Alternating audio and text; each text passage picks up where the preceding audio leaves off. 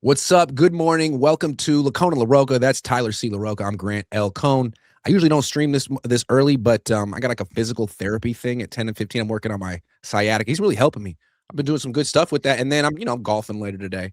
Because I don't want to work too hard. You know Yeah. what I mean? It's you got to keep the Tyler over here grinding. You can see it all over his face. He's 30, but he looks 45. Tyler, how you doing? I'm good. Wait, I thought you said ever since you left the substation, the sciatica has subsided. So it It sounds is like subsiding, but I did want to. I wanted to take a proactive stance. I can't put it all on the substation. I think that would be Okay. foolhardy, but I can't deny that I feel a lot better. So we're going to talk about the substation all day. I want to start with the NFLPA report card. What's so interesting about this to me is that they've been doing it for years, and the NFL came out and basically said, like, we don't want the coaches or players to acknowledge this. You can't even talk about this. It's such a bad response. It's sort of like Jed saying there's nothing to see here with the substation. It's the league saying there's nothing to see here with all these players telling you how they feel about the team. Yeah. But ESPN still got the NFLPA wants it out there. ESPN got it. So here are the Niners grades, and you just give me a facial expression or words when I give you the grades for these people. Treatment of families. B. Home game field. A-. There's a lot of teams that got F- for fields. Seattle got an F- for the field. Yeah, I was gonna say I'm actually surprised they got a B. I mean, they've worked really hard on that grass. They worked very hard on that grass. They spent a lot of money on it. It's the best thing about Levi Stadium. A-. Food and dining area. A. I can attest to this. They feed us on Wednesdays. The food's great. Nutritionist, dietitian. B+. Not bad. Locker room. B. Which is weird. I mean, we saw the locker room at the Super Bowl. It's a fine locker room. It's about 12 years old. I guess there's other locker rooms. B's fine. I mean, what do you need? They got recliners and stuff and lockers in the locker room. Training room. C-. That's a problem. Yeah. And there were other teams with worse training rooms, but this is among the worst training rooms in the league. And it would be great to find out what it is about the training room. I would imagine it's kind of small, especially when half the team is in there, which is frequent with the 49ers. So let's keep going. Training staff. C-. I guess this is the most interesting grade on the whole report card because not surprising, is it? It's not surprising, but it is interesting, and it's something the Niners need to address, even though the NFL says they shouldn't, because C-, that's the lowest grade any training staff got in the league. There were no Ds among training staff. Oh, is it? It's the lowest. The training room was among the lowest, but the training staff is the lowest. So I'm going to come back to this. I'll go through the rest of the grades quickly just to get them out of the way so you know that the Niners actually are among the highest in the league. And this training stuff is dragging them down. Weight room, A. Strength coaches, A. Position coaches, A-. Offensive coordinator, A-. Defensive coordinator, A. We can come back to that in a minute too. Special teams coordinator, B+. Team travel, C+. It must be tough living on the West Coast. Head coach, A-. General manager, A-. Team ownership, A-. Overall rank, 14. So the worst thing, training staff, C-. We know the Niners have an injury issue. The players know they have an injury issue. They're aware of the substation. They're not putting, I mean, I don't know what grade, they might give the substation an A+, who knows? But they seem to think that their trainer isn't good. Yeah, I wish we got like context, like I wish they'd ask like a little bit more specific questions. Like, is it the training staff, like their treatment plan? Is it their strength and conditioning plan? Well, best believe when I'm back in that locker room, I'm going to find out. I'm going to talk to these players off the record, on the record, and find out what exactly it is. Because this must be enough of them that are like, someone would tell me. Because I feel like use check.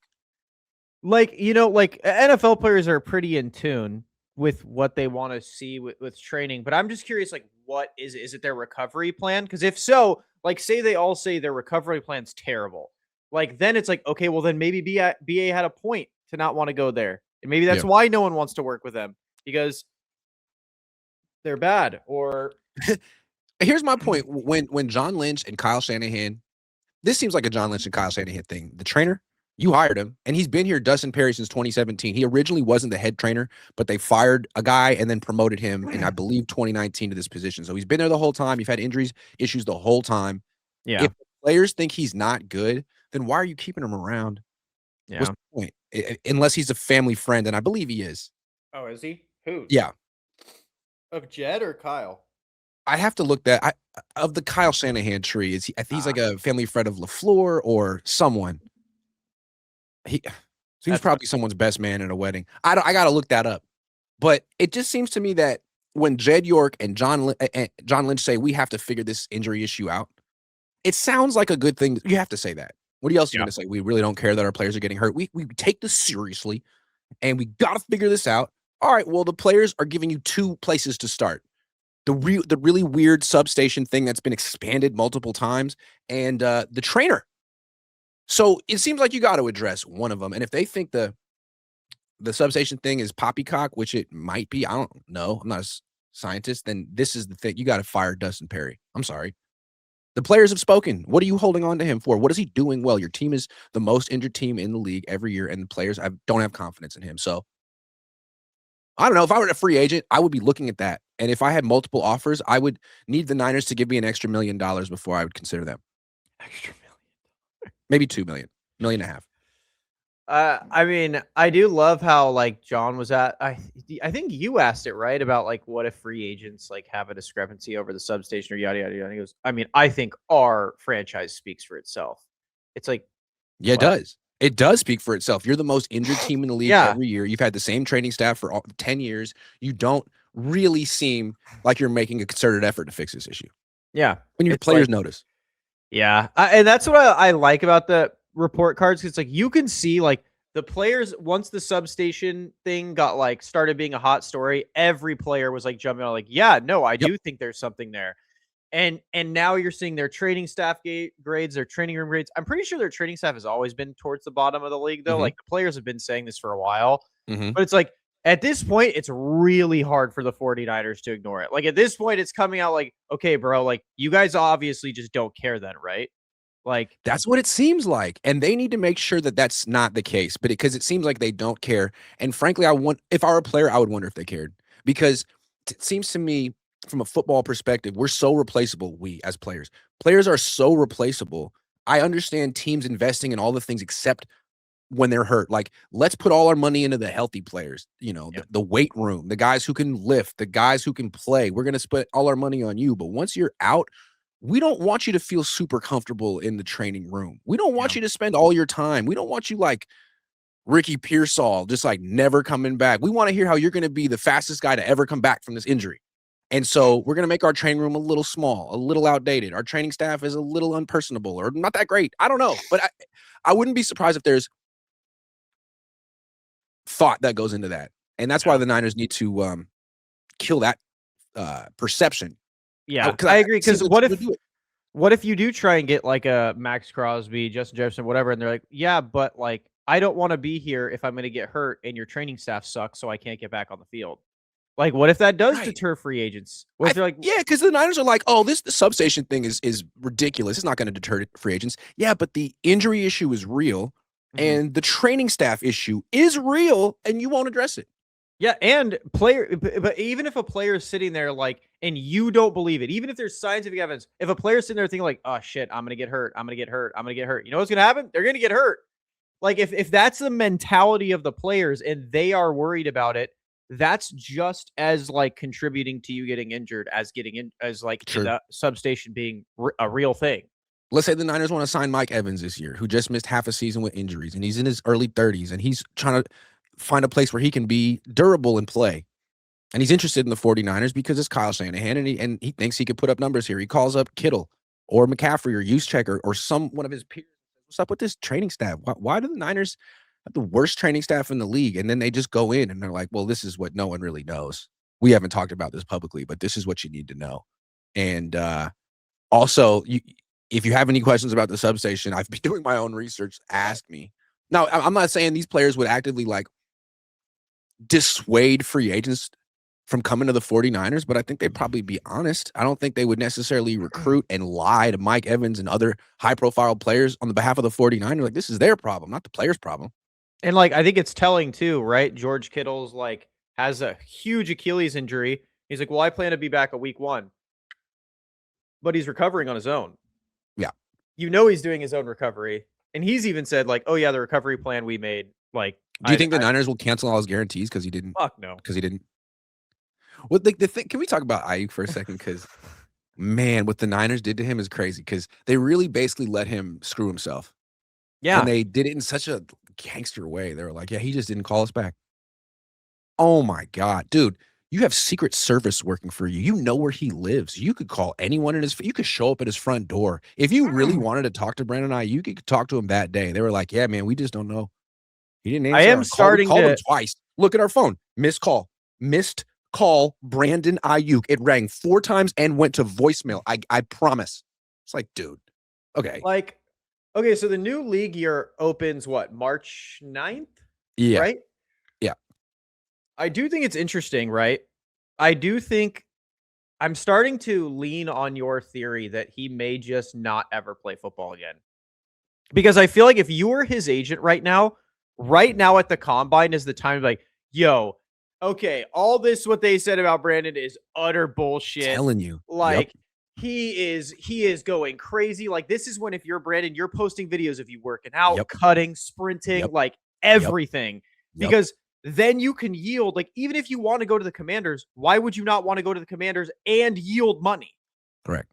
Like, if he were actually working with an agent right now, they would have gotten their side out, their side of the story out. But the fact that they haven't makes me feel like, one, he doesn't really have a great side of the story. And maybe there's things that the Niners haven't even said that he did that would be shocking. And two, I don't know that he wants to play football. So I don't think he's really working with his agent anymore, which to me is I don't either. Mind blowing. And I think says a lot. And I also think at the very minimum too, like even if he didn't want his story out, like say he was in the complete wrong, he's like, I don't want to say shit. He would at the very least be posting like workout videos. Like, I'm still going. Like, even AB, when he was freaking out about the Raiders and got cut and all that happened, he was posting workout videos like, oh no, my toe's good. I'm good. I'm ready to go. My foot's not burnt anymore. Like, I think it's so strange that he has not posted anything football related, like, period. Did you hear that question that Chase Senior asked John Lynch about Brandon Aiyuk? He was like, no, what do you it was very like cleverly worded. He was like, it was a question about Rondale Moore.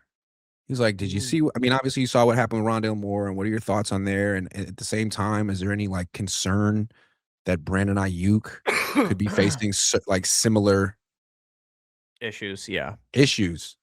And Lynch was like, well, I don't know why they're related. Like, I don't know. Those are 2 totally different situations. And I'll just talk about Rondale Moore.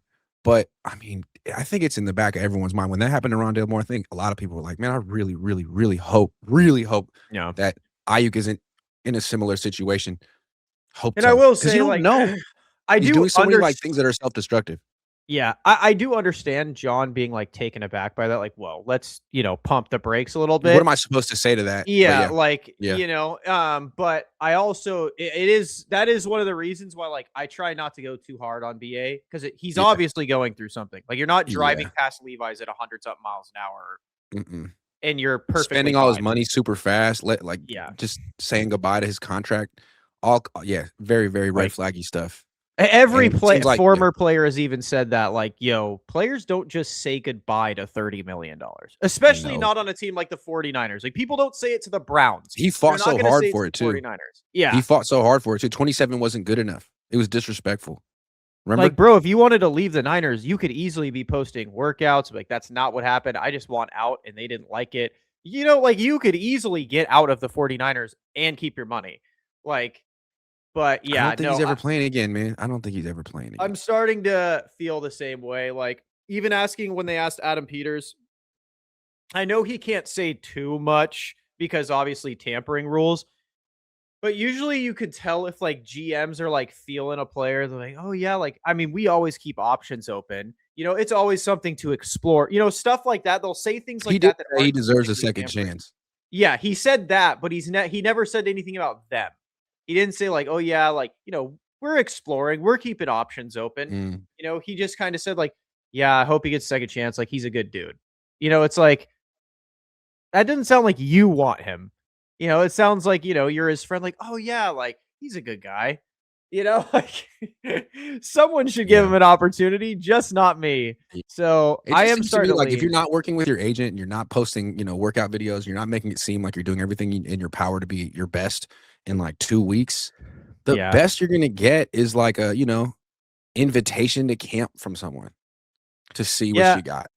And I do feel bad. I hope Aiyuk is doing all right. And I hope he does play, but that knee injury was Because like again, what happened bad. with Rondale Moore?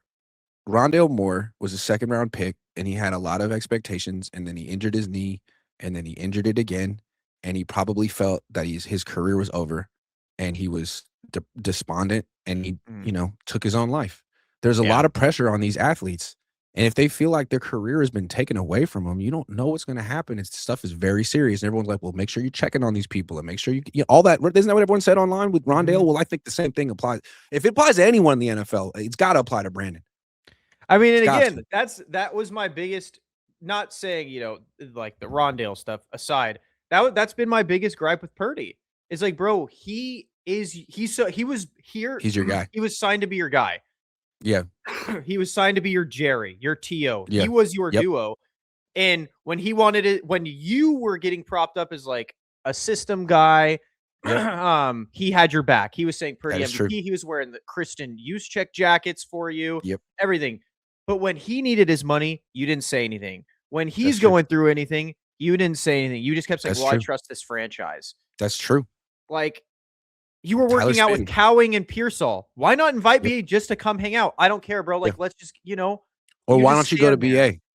Yeah, like, and like I get it. We obviously don't know the full story. We don't know what happened. Like, Yep. but that's been my thing. Like at the end of the day, like in my opinion, it kind of sucks seeing that no one stood up for Brandon besides like Trent. Like Trent and Yep. George semi. They're like, we love I'm Brandon. not We'd even love to sure have that they Brandon did. back. We'd Yeah. love to And have it's him back. That's true. yeah. But like it does suck seeming like like it seemed like when Debo left, Brandon was the black sheep of like the team. Like he's No talented, but question. like none of us are really like messing with He him doesn't that really much. fit into our Yeah. cultures.